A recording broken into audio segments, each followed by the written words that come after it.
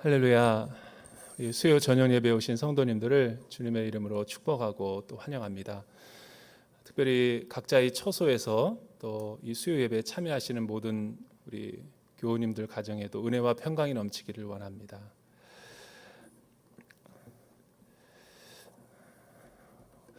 오늘 하나님께서 우리에게 주시는 말씀은 히브리서 13장 이제 1절에서부터 9절에 있는 말씀이죠. 말씀을 나누기 전에 이제 광고 하나 이제 드리자면, 이제 다음 주가 이제 저희 또 한가위죠. 추석, 민족 고유의 명절인 추석인데, 뭐 이동하시는 분들도 있고 이동하지 않으시는 분들도 이제 계시는 줄 아는데, 이제 뭐 주보 광고도 나가겠지만 다음 주 수요일 수요 오전 여성 예배는 이제 없고요. 수요 저녁 예배는 있습니다. 있는데 저희가 온라인으로 드리고자 합니다. 그래서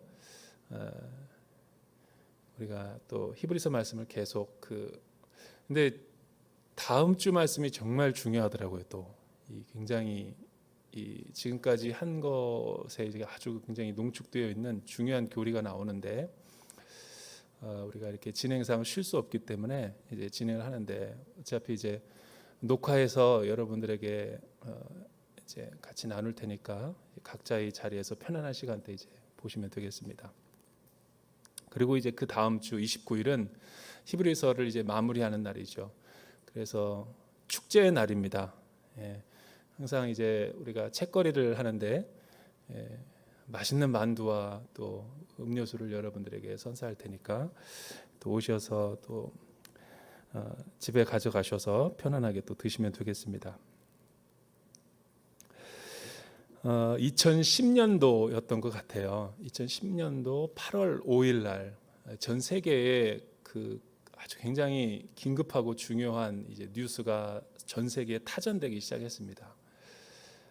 그는 이제 칠레의 산호세에 있는 코피아포라는 지역인데, 거기서 우리가 다 잘 알듯이 33명의 우리 많은 광부들이 거기서 이제 매몰되는 바람에 다 이제 전 세계가 숨을 죽이고 지켜보던 그런 때가 엊그제 같은데 벌써 10년이나 이제 지났죠. 그런데 문제는 그런 사태가 일어났다 하더라도 그들을 구조할 사람이 아무도 없었던 거예요. 기술적으로나 몇백 미터 들어가 있는 그 탄광 속에 이제 뭐 한 주 지나서 다 그들은 산소라든가 뭐 물이 부족해서 그들은 다 죽은 줄만 알았지 생환하리라고는 전혀 생각 못했죠. 그런데 그들이 구조되기까지 전 세계의 첨단 최고의 그 기술들이 칠레에 다 모여가지고 지원을 해줘서 이제 작업을 했죠. 그러니까 제가 69일이 걸렸습니다. 그러니까 여러분 69일 동안에 살아 있었다는 것도 기적이었고 또 전원이 다 구조가 됐어요. 이건 굉장한 사실은 그때 엄청난 뉴스였죠. 그래서 아직도 그 캡슐에 한 사람 한 사람 뽑아낼 때 구멍을 뚫어 가지고 음파 감지기로 해서 그들이 살아 있는지 없는지를 먼저 확인했고, 근데 이렇게 신호가 와서 살아 있다라는 것을 알고 깜짝 놀랐죠. 그리고 이제 갱도를 파가지고 캡슐을 한 사람만 나올 수 있을 정도로 해가지고 그 안에다가 집어넣고 다 나올 때 이제 눈을 오랫동안 이제 빛을 못 봤기 때문에 다 시력을 상실할 수 있기 때문에 안대하고 이렇게 다 선글라스 끼고 철저하게 보완하고 이제 끼었죠. 그 굉장히 중요한 소식이었죠. 69일 동안 갱도에 갇혀 있는데 살아난다. 이거는 되게 정말 극히 드문 일 것 같아요. 그것도 한 사람도 빠짐없이 다 살아났다는 거예요. 나중에 그 후기를 들어보니까 서로 용기를 북돋아주는 말을 했다 그러더라고요. 우린 살 수 있다. 우리를 분명히 도와줄 거야. 그리고 음식이 모자랐는데 서로 나눠 먹었다 그러더라고요. 누가 한 사람이 독점해가지고 자기만 먹은 게 아니라, 그러니까 리더 한 사람이 있었던 거죠. 그런 위급한 상황이 되니까 너나 할 것 없이 서로가 리더십을 위임해줘서 진두지휘 아래에서 위기를 극복할 수 있게 한 거죠. 이것도 인간의 지혜인 것 같아요. 그 리더십을 받은 사람은 철저하게 규칙적으로 오래 못 자게 하고, 그리고 이야기하게 하고, 거기서도 운동하게 했다 그러더라고요. 장수하는 법을 지금 가르쳐 드리는 겁니다. 여러분, 어떤 재난의 상황 속에서 우리가 살아남을 수 있는 방법, 그리고 사랑의 말, 서로 블레싱하고 축복하고, 거기에 있는 사람 가운데 아무도 사실은 살아서 돌아가겠다는 생각을 거의 못했다 그래요. 근데 한 사람의 탁월한 리더가 계속 부정적인 말을 못하게 하고 끝까지 희망을 놓치지 않겠다라는 거, 굉장히 우리에게 시사하는 바가 크다라고 할 수 있어요. 그런데 그들이 이런 엄청난, 사실은 세상에 나와서도 그들은 그 트라우마 때문에 오랫동안 정상적으로 일을 못했다 그래요. 그래서 정부에서 계속 연금으로 이렇게 지원해주고, 뭐 먹고 사는 문제도 문제지만 이 트라우마가 굉장히 커가지고 지금도 회복이 사실은 안 된다 그래요. 그런데 한 가지, 삶에 대한 소망, 그 생에 대한 의지, 나는 죽지 않을 거다라는 의지는 남들보다 더 강력해져서 그들은 정말 누구보다도 가족들에게 되게 따뜻하게 잘했고, 그리고 못 만날 뻔했던 친구들을 만나가지고 많은 이야기들을 해줬으며 희망에 대해서 이야기했다고 그래요. 제가 여러분들에게 드리고자 하는 한 가지 메시지가 그거예요. 죽을 뻔하다가 살아난 사람들, 정말 이거는 그냥 이렇게 살아날 수 있는 희망이 있는 그런 재난 말고, 우리 인생 가운데 정말 큰 충격과 트라우마를 한번 경험했다가 거의 죽은 몸이었는데 살아났다, 이런 거를 얘기하는 거예요. 그런 사람들은 삶의 가치관과 태도가 완전히 달라지겠죠. 만약에 죽을 뻔했다가 살아났는데도 불구하고 옛날보다 더 악하고 선하지 못하게 살아간다, 그 사람은 약간 정신적인 문제가 있는 거죠. 인간이고 사람이라면 정말 죽을 수밖에 없던 위급한 상황에서 구원과 또 생명을 경험했다면, 죽을 몸이었는데 누가 나에게 이 신장을 이식해줘서 극적으로 살아났다, 이런 사람들은 삶의 가치관과 태도가 다르겠죠. 우리도 마찬가지예요. 우리도 하나님이 우리를 불러주셔서 우리 죄로 인해서 하나님과의 단절되고 깨어지고 죽을 수밖에 없던 인생들이었지만, 하나님의 긍휼하심과 또 일방적인 사랑과 주권에 의해서 우리가 죄와 사망으로부터 건지심을 받고 하나님과의 올바른 관계성이 회복이 된 거죠. 이거를 성경에서는 구원이다라고 이야기를 하는 거예요. 이 구원은 우리의 인간적인 힘과 노력으로 되는 것이 아니라 하나님의 완전한 은혜에 의해서 주어지는 값없는 선물이죠. 그래서 이 선물을 받고 우리가 살아가게 되면 그 이전과 동일하게 똑같이 살아가는 인생이 아니라 전혀 다른 삶의 태도와 자세를 가지고 살아갈 수 있게 되는 거죠. 오늘 히브리서 기자가 우리에게 이야기하는 권면이 바로 그거예요. 여러분, 12장까지는 굉장히 중요한 교리적인 내용을, 하나님은 예수 그리스도의 이 땅의 제사장이 아니라 또 이 땅의 성막에서 섬기는 그런 희생제물이나 제사장이 아니라 성소가 이 땅에도 있지만 하늘에도 영원한 실제로서 존재하는데, 그 하늘의 성소에서 들어간 영단번에 죽은 희생 속죄 제물이 되시며, 또한 멜기세덱의 반차를 쫓아 초월적인 존재로서 영원히 존재하고 살아계시는 하나님의 아들로서의 대제사장이다. 그거를 아주 일관되게 12장까지 설명했다면, 이제 그 교리적인 내용을 다 이해하고 듣고 우리가 지적인 동의를 했다면 우리의 삶이 어떻게 살아가야 되는가, 이런 윤리적인 권면이 되게 중요하겠죠. 그래서 구원 이후 예수 믿는 사람들이 일상 속에서 어떻게 살아가야 되는지를 세 가지로 이야기하고 있어요. 1절에서부터 3절에 있는 말씀이죠.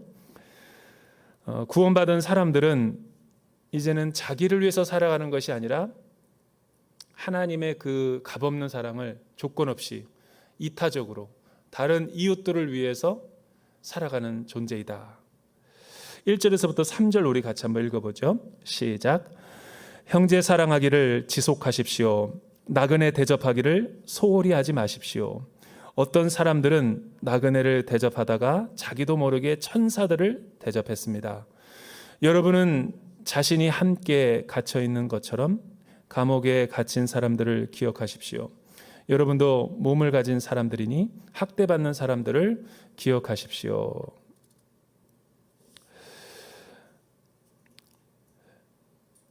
그리스도인은 또 교회는 세상과 하나님이 없고 하나님을 모르고 구원받지 못한 이 무신론자 세계 속에서 어떤 관계 맺기를 해야 되고 어떤 라이프 스타일을 가지고 우리가 세상 가운데 살아가야 되는가.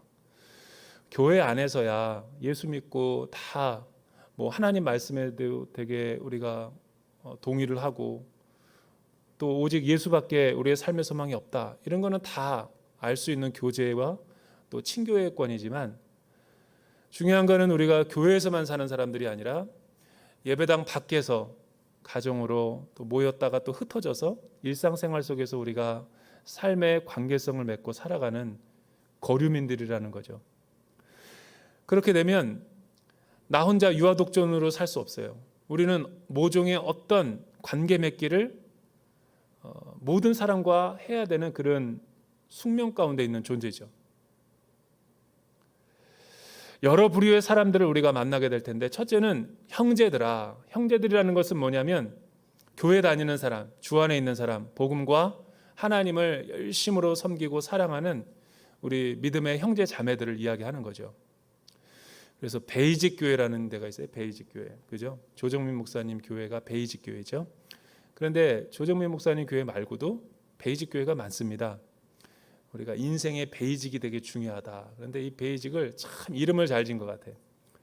영어로는 베이직이지만 그 왜 베이직이냐고 조정민 목사님 교회 보니까 이렇게 돼 있더라고요. Brothers and Sisters in Christ의 약자를 따가지고 베이직 교회인 거예요. 아, 나만 놀래네. 너무너무 나는 그 진짜 잘 만들었더라고요. 야, 베이직.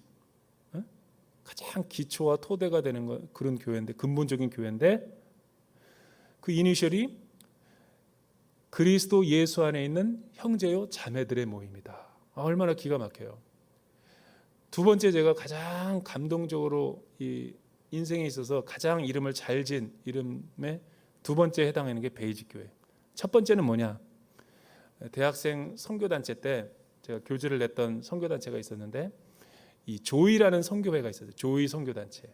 들어보신 분들도 있고 모르시는 분도 있을 거예요. CCC나 IFF나 혹은 예수전도단 YM만 있는 게 아니라 이 조이 선교단체도 굉장히 아주 열정적으로 선교를 참 잘하는 단체예요. 근데 조이, 이 JOY래요. 그래서 이것도 이니셜이 뭐냐니까 제가 굉장히 놀랐어요. 대학교 때. Jesus first, O는 뭐냐면 others second, Y는 you third. 그러니까 예수는 제일 첫 번째고 예수 믿고 난 다음에는 이웃, 너는 맨 나중이라는 거예요. 이 조이 선교단체. 그럴 때 우리의 영적인 기쁨이 온다라는 거죠. 역시 여러분들 표정 보니까 나만 은혜 받아가지고 성령 충만한 것 같아요. 나는 그게 가장 이름을 잘 지은 것 같아요. 여기서 형제 사랑이라는 것은 교우들을 말하는 거예요. 성도의 교제, 예수 믿는 사람들, 우리의 그 지체들. 왜 형제 사랑하기를 계속 하라고 그럴까요? 왜냐하면 계속해서 사랑할 수 있는 사람은 존재하지 않기 때문에 그런 거예요. 우리가 아무리 컨디션이 좋고 우리가 아무리 은혜와 성령을 충만히 받다 하더라도 우리도 인간이지라 구원받았다 그래서 우리가 이 땅에서 완전한 삶을 사느냐? 그렇지 않아요. 여전히 우리는 구원받았음에도 불구하고 부족하고 넘어지고 쓰러지고 그냥 교회 공동체 와서 또 은혜 받고 이런 거를 우리가 반복할 뿐인 거죠. 그래서 루터는 종교개혁을 일으키면서 인간이 완전하다라고 인정하는 순간 그 사람은 이단과 교주가 될 가능성이 높아요.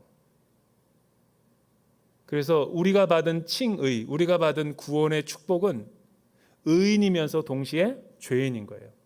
이미 구원을 받은 존재지만 아직 완전한 구원이 이루어지지 않은 주님의 오심을 기다리는 그런 신부의 모습으로 살아가고 있다는 거예요. 그러니 우리의 신앙이 어떻게 다 완전하겠어요?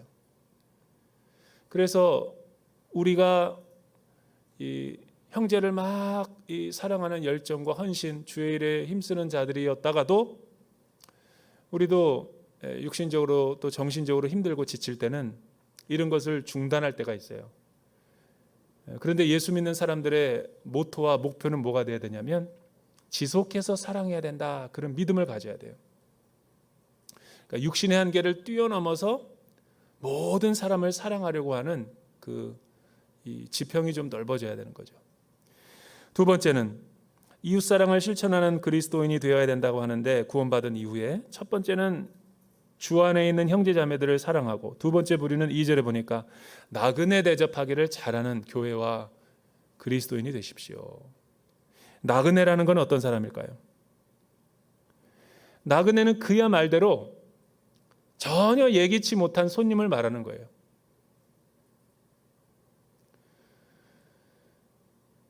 우리가 다 예수 믿는 사람들과 관계성을 맺는 사람들이 아니죠. 우리 가정만 이제 명절 때 가보면, 명절 때 왜 모이기 힘들어요? 가면 예수 믿지 않는 형제들과 친인척들을 만나야 되니까 관계가 불편한 거예요. 제사도 드리고. 여러분, 모든 가족과 지인들이 다 예수 믿는 가족은 그렇게 드물어요. 그리고 또 우리가 이 세상 가운데 살아가면서 사회적인 관계 속에서 내가 아는 사람들이 아니라 모르는 사람들이 더 많죠. 다 잠재적으로 보면 이 믿음의 성도요, 또 하나님이 그 추수의 대상인데, 우리가 어떤 자세와 태도를 가지고 그들을 관계 맺게 하느냐에 따라서 예수 믿을 수도 있고, 그런 예수 너나 믿어라 하고 떠날 수도 있는 거죠. 그런 의미에서 예수 믿는 사람들이 굉장히 겸손과 온유와 하나님의 이 조건 없는 사랑으로 우리가 무장을 해야 된다. 그래서 예수 믿는 사람들은 관계를 참 잘하는 사람이어야 되는 거예요. 여러분, 예수 믿는 사람이, 교회 다니는 사람이 독선적이고 자기만 알고 굉장히 깍쟁이 같고 양보도 안 하고, 그거는 차라리 그냥 그런 분들은 이렇게 성경책을 가지고 다니면 안 돼요. 식당 가서도 기도하고 먹으면 안 돼. 기도는 큰 소리로 해놓고선 반찬 이것저것 달라 막 또 이렇게 막 그냥 종업원들을 힘들게 하고 팁도 안 주고 인색하게 하면서 부릴 건 다 부리면, 이거는 그런 데서 기도 크게 하니까 사람들이 그러는 거예요. 아, 정말 예수 믿는 사람들은 사절하는 거예요. 사절. 여러분, 예수 믿는 사람, 이건 진짜 중요한 지금 권면과 윤리적인 실천을 우리에게 얘기하는 거예요. 왜 우리가 이런 자세가 잘 훈련이 안 돼 있는가? 예수 믿는 거를 지적인 동의, 교회의 동의로만 이해했기 때문에 그런 거예요. 그런 거는 1차적인 어떤 우리의 구원의 단계일 수는 있지만, 머리에 있는 것이 우리의 마음으로 내려오고 마음에 있는 것이 우리 손과 발이 돼서 실천적으로 나타날 때 우리의 그리스도인의 표지가 되는 거죠. 그래서 저 사람이 정말 신앙이 좋은가 아닌가를 보는 척도가 몇 가지 있어요. 그 사람의 일상생활 속에서 관계 맺는 사람들과 관계성이 좋은지 아닌지를 보면 돼요. 뭐 기도를 많이 하냐, 큐티 했냐, 예배 드리냐, 새벽기도, 이런 거 물어볼 필요 없어요. 우리의 캐릭터와 인격 속에 다 드러나는 거예요.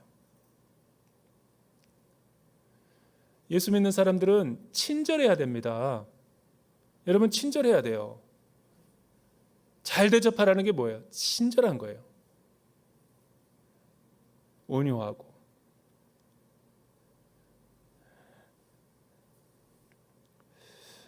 왜냐하면 신구약에서 모든 성경 내용을 보면 어떤 사람은 이 소자에게 물 한 잔 준 것이 나중에 천국 가서 하나님의 큰 상급이 됐다라고 얘기하니까, 주님이 그러시는 거예요. 내가 바로 그였다. 거린의 모습으로 변화돼서 우리에게 찾아오시기도 하시고, 때로는 헐벗고 굶주린 영혼으로 우리에게 필요를 요구할 수도 있고. 근데 우리가 만약 그런 영혼들을 모른 채 하고, 이 선한 사마리아인의 비유처럼 예배드리러 가기 때문에 내가 너를 도울 수 없다, 지금 예배 시간이니까, 이렇게 얘기하는 것은 그리스도인이 아닌 거죠. 여러분, 그리스도인들은 철저하게 이 영성이 정말 이렇게 순전하고 또 온유와 또 사랑이 충만한 사람이어야 돼요. 그래서 정말 이 교회 다니는 사람은 성령 충만한 모습으로 늘 이 친절하고 따뜻하고 배려가 많은 그런 사람들이 그리스도인이라는 거예요. 그리스도인. 세 번째는 누구냐? 구원받은 다음에 우리가 이웃사랑을 해야 되는데, 이웃의 범위가 도움이 필요한 사람들을 이웃이라고 그러는 거예요. 예를 3절 보십시오. 여러분은 자신이 함께 갇혀 있는 것처럼 감옥에 갇힌 자들을 옥발하지 하라는 거예요. 여러분, 감옥에 갇혔다는 게 뭘까요? 예수 믿기 때문에 이 박해를 받아가지고 감옥에 들어간 사람일 수도 있겠지만, 어떤 법정적인 소송으로 혹은 내가 사업을 하다가 예기치 못하게 부도가 나서 뭐 여러 가지 남에게 피해를 주었을 때 경제사범으로 해서 감옥에 들어갈 수도 있겠죠. 우리 자녀가 또 사고를 쳐가지고 감옥에 들어갈 수도 있죠. 그러니까 여기서 말하는 거는 예기치 못한 어렵고 힘든 일을 당한 사람들을 잘 돌보라는 거예요. 이 코로나 팬데믹 시대 속에 우리 이런 분들 많이 있죠. 사업을 했는데 지금 너무 힘들고 어려운 상황이에요. 우리가 뭐 그들에게 재정적인 뒷바라지를 해줄 수는 없어요. 그러나 아무것도 못한다는 말도 좀 잘못된 것 같아요. 그냥 그들에게 찾아가서 기도 한번 해주고, 손 한번 잡아주고, 들어주고, 이런 관계 맺기를 통해 가지고 여러분 많은 위로와 사랑을 받겠어요? 받지 못하겠어요? 그렇죠. 어떤 가정을 보면 정말 이렇게 불우하고 또 먹을 것이 없어요. 그런 거는 그냥 보고 지나치면 안 되겠죠. 자기 수중에 있는 돈을 다 털어서라도 라면이라도 사놓고 가야죠. 주님을 대접하는 걸 수도 있잖아요. 부모가 맞벌이여가지고 애들만 방치되어 있는데 애들이 먹을 것이 없다. 근데 그런 거를 우연하게 본 사람이 어떻게 그냥 지나칠 수 있어요? 반찬 가게라도 사서 우유와 빵 같은 것도 좀 쟁여놓고 아이들을 안정시켜놓고 그렇게 오는 게 그리스도인들의 양심이라는 거죠. 여러분, 예수 믿는 사람들은 자기를 위해 사는 사람은 없습니다. 구원받기 전에 복음을 모르고 십자가를 몰랐을 때는 나의 이기적인 욕망과 자기중심적으로 살았던 사람이지만, 이제는 누가 자기를 위하여 사는 사람이 있어요? 그런 사람 없어요.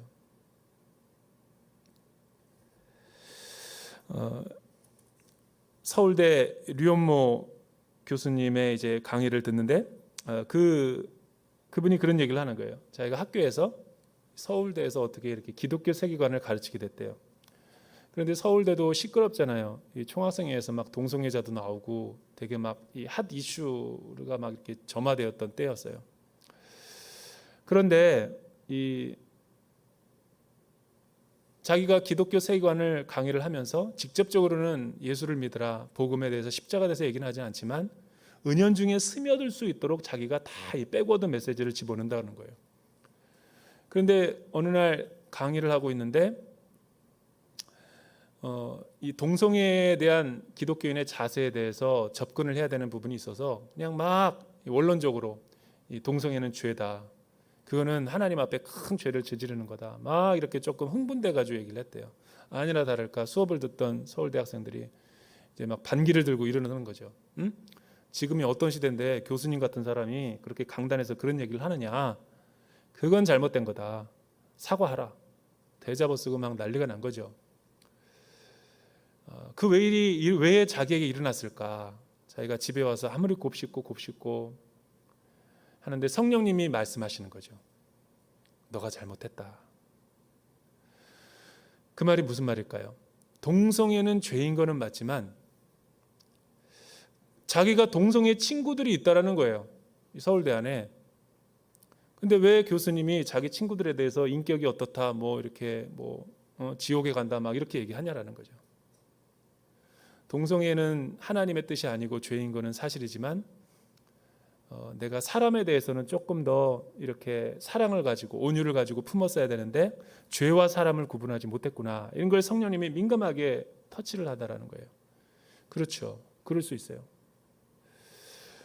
여러분, 예수 믿는 사람들은 그리스도인들만 사는 게 아니에요. 다문화 시대 속에서 다양한 종교와 다양한 철학들을 가지고 살기 때문에 진리임에도 불구하고 우리가 더 오히려 그들을 섬기는 자세로 겸손과 온유로 해야지만, 사랑으로 해야지만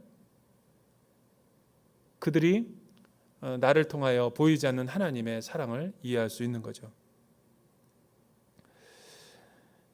예멘도 있고 아프가니스탄도 있고 소외된 탈북민들의 지체들도 많이 있지만 이거에 대해서 이야기하려면 시간이 이제 부족해요.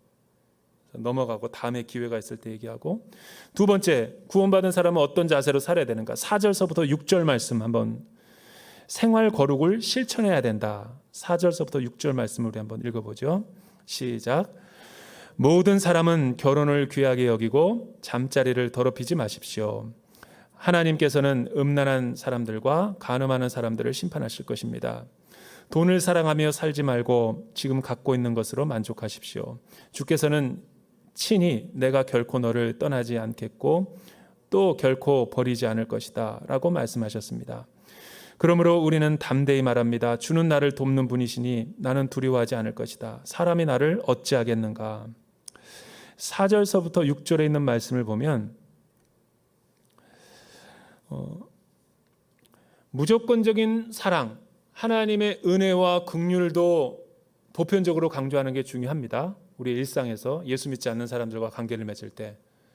그러나 성경은 또 여기서 강조하는 거예요. 그것만이 능사가 아니다. 무조건적인 사랑으로 모든 것을 개방해놓고 열어놓고 품는 것이 하나님의 거룩한 사랑이 아니라는 거예요. 하나님의 사랑은 은혜와 긍휼과 자비도 있지만 그 안에는 반드시 진리가 있어야 된다. 그 진리는 뭘까요? 하나님의 말씀이죠. 하나님의 뜻이고, 그것을 오늘 말씀에 의하면은 거룩이라고 말하는 거예요. 거룩. 우리가 사랑은 해야 되겠지만 내 행실과 내 일상이 세상과 구별되지 아니하고 정체성까지 잃어버리고 막 내가 진리까지 희생하면서 그들을 사랑하고자 하는 것은 기독교인이 아니죠. 여러분, 제가 다문화 시대 속에서 살고 우리가 관용과 사랑을 베풀어야 된다라고 하는 것이 진리를 양보하자라는 게 아닙니다.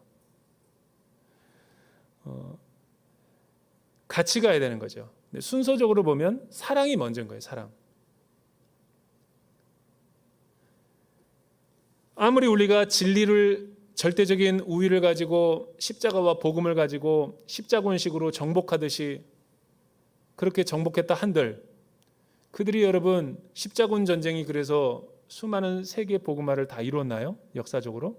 그렇지 않아요. 너 예수 믿을래? 죽을래? 위협적으로 공격적으로 했을 때 그들은 일시적으로는 살기 위해서 예수 믿는다고 그러죠. 그러나 그 위기를 모면한 순간 그들은 겉은 그리스도인이지만 속은 이슬람인 거예요. 그래서 나중에 로마 제국이 무너진 거죠. 그런 식으로 관계 맺는 건 아니에요. 여러분, 이 거룩의 두 가지 표지가 있어요. 사람들이 제일 윤리적으로 약한 거 두 개만 지금 샘플로 들고 있는 거예요. 첫째는 뭐냐면 이 성 문제죠. 성, 결혼, 혼인을 귀하게 여겨야 되는데 이 결혼하고서든지 결혼 안 하고 나서든지 우리의 일상생활이 하나님이 그 창조 질서 가운데 소중하게 허락하신 그 가정과 결혼의 제도를 업신여기듯이 방종하고 탐욕과 이 쾌락으로 사는 사람들이 많지요. 세상에는 많아요. 예나 지금이나 많아요. 그러니까 이혼들이 많아지는 거고 그러니까 우리의 자녀들이 방황하는 거고, 그러니까 서로가 막 갈라서게 되는 거고, 끔찍한 일들이 벌어지는 거잖아요. 그런데 이 최근에 뉴스를 보니까 우리나라 지금 젊은 사람들의 20, 30대 의식 조사입니다. 따끈따끈한 거예요. 동거하는 사람들을 3,000명을 대상으로 조사를 한 거예요. 동거하는 거에 만족도를 질문하는 거죠. 그리고 그 데이터를 갖고 동거한 사람들의 데이터와 지금 결혼 생활을 배우자랑 정상적으로 하고 있는 사람의 데이터를 비교한 거예요. 만족도가 동거가 훨씬 높아요. 결혼한 사람들은 막 불화와 갈등, 너무 힘들어가지고 사네 못 사네 이러고, 내가 왜 자녀를 낳았고 내가 왜 이 사람이랑 결혼했는지 모른다, 막 이런 삶의 질이 떨어지고 있는데, 동거하는 사람의 3,000명의 이야기를 들으니까 왜 동거하냐 그랬더니 경제적인 비용 아끼려고, 그리고 지금 우리가 잘 모르니까 살아보고 결혼하려고, 그리고 또 자녀를 안 가지니까 참 좋다, 그리고 남녀 평등에 실현되는 것 같아서 참 좋다. 김 목사 얘기가 아닙니다. 그 데이터 얘기인 거지. 따라서 동거하는 커플과 결혼 커플의 결혼 같이 살고 있는 만족도를 물어봤더니 동거가 월등히 높은 거예요. 이런 거를 근거로 해서 동거를 갖다가 막 합리화시키고 조장하는 일들이 우리 사회에 나타나고 있는 거예요. 특히 여성들의 그 인권을 이렇게 함양한다. 결혼하면 육아를 누가 봐주냐, 남편이 가사일을 돕냐, 아무런 이런 불평등, 경력 단절되고 막 이런데, 이게 자세히 들어가 봐야 돼요. 이런 거를 이 명분으로 해가지고 가정과 혼인 제도를 파괴하고 창조 질서를 갖다가 무너뜨리고, 이 자기의 그런 자기중심적인 쾌락주의, 또한 성적인 타락을 갖다가 합리화하는 거죠.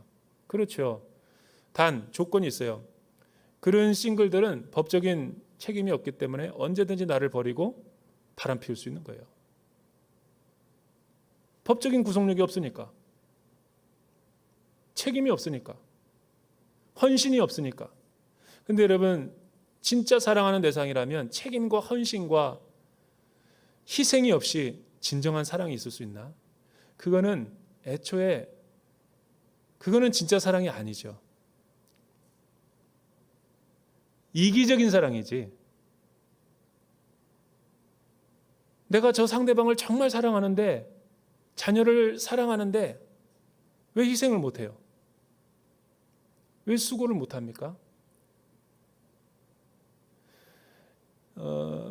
얼마 전에 화요일 날에 그 사사기 19장 1절에서부터 14절에 있는 말씀을 묵상을 했는데, 새벽 예배에서 그 레위인이 한 첩이 있었다 그러잖아요.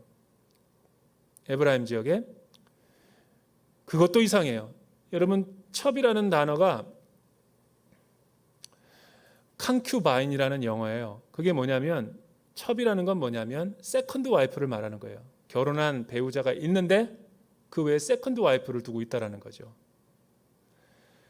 레위인이 결혼을 한 것도 되게 조금 그렇지만, 결혼했는데도 불구하고 첩이 있다는 것도 좀 그렇고, 그러니까 사사기지, 비정상적인 거.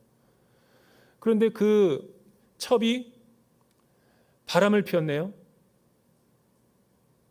그리고 남편한테 혼나자 베들레헴 자기 고향으로 가서 아버지 있는 데서 4개월을 지나고 있는 거예요.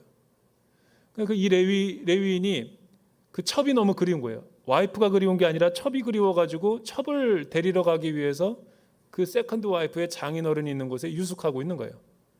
거기서 질문을 해보세요. 왜 당나귀 2마리와 하인들을 데리고 그 먼 길을 여행했을까요? 사랑해서? 천천만만해. 자기의 욕정을 채우기 위해서인 거죠. 욕망의 도구로 삼기 위해서 그렇게 간 거지, 그게 진정한 사랑은 아니죠. 세상이 그런 거예요. 여러분, 혼인을 귀히 여겨야 되는 거예요. 귀히 여기는 방법은 하나예요. 거룩이죠. 거룩이 없으면 하나님의 능력을 보지 못할 뿐더러 가정을 온전하게 지킬 수가 없는 거예요. 자기의 이기적인 욕망을 채우기 위해서 자녀들에게 상처 주고 배우자에게 상처 주고 경제적으로 정신적으로 많은 손실을 잃어버린 것이 행복이라고 말하는 거예요. 천만에 그거는 이기적인 삶이죠. 그거를 자유롭다 그래서 그거를 마음대로 할 수 있다 그래가지고 그거를 축복이라고 보면 안 되죠. 왜? 성경은 늘 끝을 보니까 그런 사람의 결말을 봐야 되는 거죠.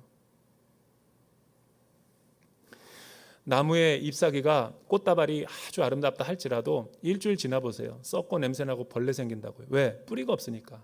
생장점이 없으니까. 그런 거라는 거예요. 하나님의 권위 아래 없기 때문에 그런 인생은 아무리 지금 잘 나가고 외제차 타고 다니고 돈 쓰고 소비하고 다닌다 할지라도 그런 거를 흠모하지 말라는 거예요. 두 번째는 돈을 사랑하지 말라. 이 말을 하는 것은 예나 지금이나 돈을 사랑했으니까 이런 얘기를 하는 거 아니에요. 지금 이 시대가 어떤 시대예요? 여러분 삼중고 여러 가지 박해도 있고 또한 여러 가지 그 사회적인 신분도 불안하고 또한 많은 박해와 어렵고 또한 여러 가지 재산을 잃어버리게 되는 예수 믿는다는 이유만으로 그런 박해를 받고 있는 상황이란 말이에요. 히브리서 공동체가. 이 위기의 상황 가운데 나를 지켜줄 수 있는 게 뭘까요? 복음, 십자가? 그랬으면 좋겠지만 그런 사람이라면 이렇게 안 썼죠. 진짜 위기 가운데 나를 지켜줄 수 있는 게 뭔가를 봤더니 돈밖에 없다라는 거예요. 예수 믿는 사람들도. 하나님도 믿지만 이 돈을 더 절대적으로 신뢰하고 돈이 나를 지켜준다라는 것을 생각하니까 다 그렇게 물질적인 가치관으로 살아가니까 돈이 나를 지켜줄 것 같지만 사실은 나를 지켜주지 않죠. 지켜주는 것처럼 보이는 거죠. 왜 사람들이 그러면 이렇게 많은 사람들이 돈을 축적하고 연금과 저축과 막 이 소유 이상으로 지나치게 막 자기가 그 버는 것보다 쓰는 것을 더 과소비하면서 살아가고 있을까? 그것도 하나님 중심적이 아니라 믿음 생활이 아니라 지극히 자기 중심적으로 인본주의적인 삶인 거죠. 왜? 소비를 통해서 과시하고 싶고 자랑하고 싶고 자기 만족을 누리고 싶으니까. 여러분 버는 것만큼 써야지 소비 생활이 되는 거지 쓰는 것만큼 벌면 안 되죠. 그런 사람은 늘 무질서한 삶을 사는 거예요. 근데 오늘날 현대인들의 소비 패턴이 다 이런 식이에요. 그래서 오늘날 현대인들을 이렇게 부르고 싶어요. 양복 입은 그지. 겉만 번들으래. 속을 들어가 보면 다 부채고 빚이고 카드고 고지서고 위태위태한 거예요. 그리고 늘 꿈꾸는 거죠. 언젠가는 내가 이런 거 큰 돈을 벌리라. 그는 규모 있는 삶이 아닌 거예요. 근데 왜 이렇게 사람들이 살아갈까를 보면 돈 문제가 아니라는 거예요. 히브리서 기자가 볼 땐. 여러분 돈 문제는 돈 문제가 아니라 우상숭배의 문제인 거예요. 돈 뒤에 숨어있는 실체를 보면 내 마음이 그런 거예요. 돈의 소비를 보면 내 의지가 들어가 있는 거예요. 내가 하나님 대신에 소비의 주체로서 마음대로 살고 싶은 욕망이 그 안에 도사리고 있는 거죠. 그래서 과소비 문제나 성적인 문제의 사람들을 보면 이 가정 문제를 해결하거나 물질적 경제 금융 뭐 이렇게 상담을 통해서 해결 못 해요. 내면이 병들어 있는데 그런 외적인 거 치료해서 어떻게 회복이 되겠어요? 내 영혼이 진짜 하나님을 만나야지 그 두 가지 중요한 문제가 해결될 수 있는 거예요. 그래서 거룩을 이야기하는 거예요. 만약 예수 믿는 사람이 예수 믿고도 이런 중요한 영적인 시금석 두 가지의 삶에 문제가 있다. 그거는 내가 하나님을 잘못 알아가고 있는 거죠. 많은 거룩의 신뢰가 있지만 이 두 가지만 샘플로 지금 보여주는 거예요.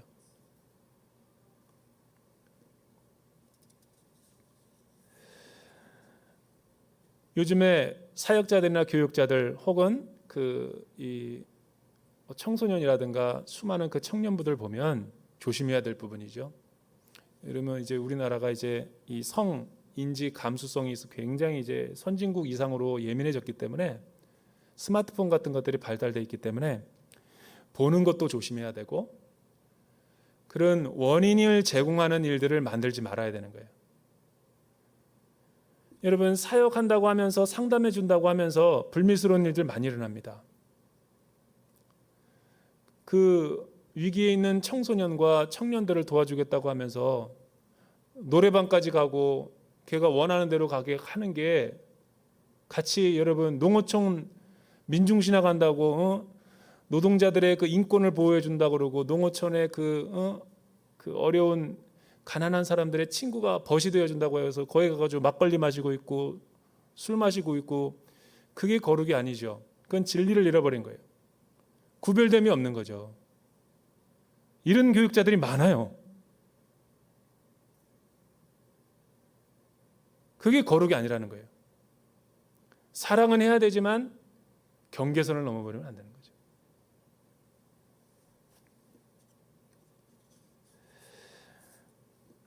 세 번째는 이 구원받고 난 다음에 나의 삶이 어떻게 변해야 되는가, 경건한 삶을 실천하려고 하는 그리스도인이 되어야 된다. 마지막 7절서부터 9절 한번 읽어보죠. 7절서부터 9절 시작. 하나님의 말씀을 여러분에게 전해준 여러분의 지도자들을 기억하십시오. 그들이 산 삶의 결과를 살펴보고 그 믿음을 본받으십시오. 예수 그리스도께서는 어제나 오늘이나 영원토록 한결같으신 분이십니다. 여러분은 갖가지 이상한 가르침에 끌려다니지 마십시오. 마음은 음식이 아니라 은혜로 견고하게 하는 것이 좋습니다. 음식에 집착한 사람들은 유익을 얻지 못합니다. 왜 많은 사람들이 하나님보다 물질을 더 사랑하고 돈 버는 일에 더 천착하는지 아세요? 오늘 시편 기자의 말을 인용해서 히브리서 기자는 그렇게 말하는 거예요. 많은 사람들이 하나님 외에 어떤 것을 더 우선시하거나 중요시 여기는 그 순간부터 그 사람은 하나님을 의지하지 않는 거기 때문에 그런 거예요. 자기를 의지하는 거지. 왜냐하면 돈이 나를 지켜준다고 생각하지 주님이 나를 돕는 분이시다라고 생각하지 않기 때문에 배교하는 일이 벌어진다는 거예요. 돈 벌러 나간 교회 떠난 사람들 많아요. 신앙생활 잘 하다가 돈에 미혹돼 가지고 신앙을 잃어버린 영혼들이 얼마나 많습니까? 침륜에 빠진 사람들이 얼마나 많아요.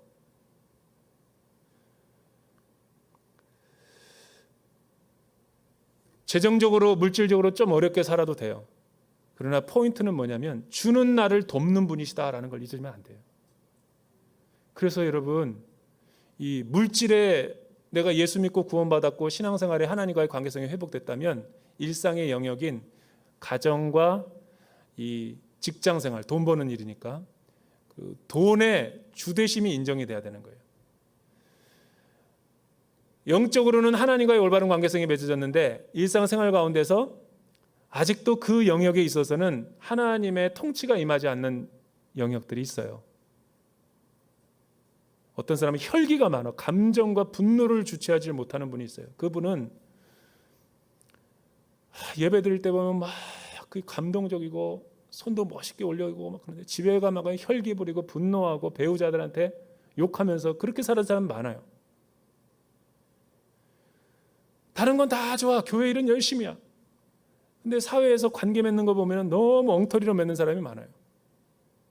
그거는 관계에 뭔가 상처가 있기 때문에 그런 거예요. 그 부분에도 하나님의 통치가 임해야 되는 거예요.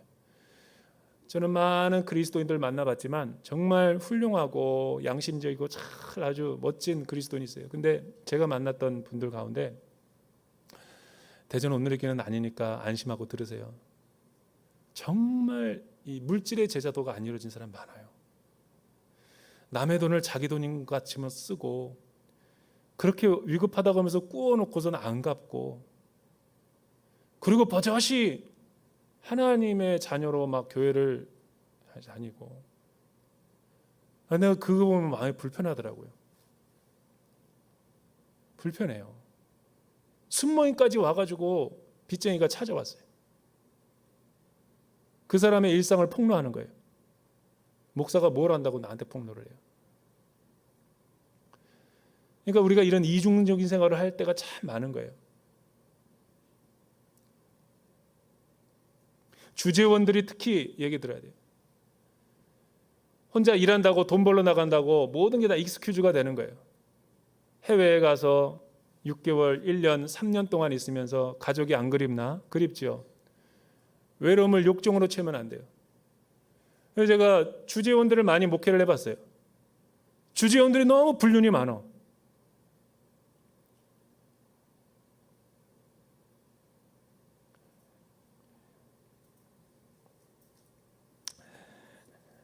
김 목사 그만합시다. 왜 이렇게 흥분하는지 모르겠네. 절제해야 되는데 이게 꼭 경건한 삶을 실천해야 돼요. 경건한 삶이 뭐겠어요? 왜 지금 여러분에게 말씀을 전해준 지도자들을 기억하십시오. 그들의 산 삶을 결과를 지켜보고 본받으십시오. 예수 그리스도께서 어제나 오늘이나 영원토록 동일하신 분입니까? 왜 이렇게 말하고 있을까요? 오늘 조용기 목사님이 소천하셨죠. 그죠? 성역 50여 년에 걸친 그 참 이게 살아있는 사람을 갖다가 존경하라고 그럴 때는 참 조심스러워요. 왜냐하면 끝을 모르니까. 그래서 성경이 그 사람의 살아 생전을 보는 게 아니라 끝을 보라고 말하는 거예요. 사람은 연약하기 때문에.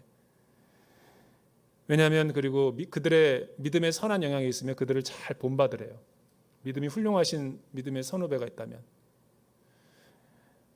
어제나 오늘이나 영원토록 한결같으신 분이기 때문에 동일한 우리가 하나님이기 때문에 그들의 일대기를 보면 많은 도전을 받게 되죠. 그리고 왜 이런 말을 할까? 그거는 한번 제가 문맥에 따라서 한번 생각해 봤어요. 여러분 생각해 보세요. 구원을 받고 예수 믿고 우리가 행복한 삶을 살게 됐는데 이제 이 세상에서 어떻게 살아가야 되는가? 사랑을 가지고 수많은 사람들이랑 관계를 맺어야 됩니다. 그리고 두 번째는 거룩한 진리의 말씀을 가지고 분별하며 살아야 되죠. 그런데 그럼에도 불구하고 우리가 이 세상 가운데 순례자로서 살아가는 것은 여전히 나 자신이 연약하고 넘어지고 쓰러지기 때문에 지칠 때가 있어요. 그렇잖아요.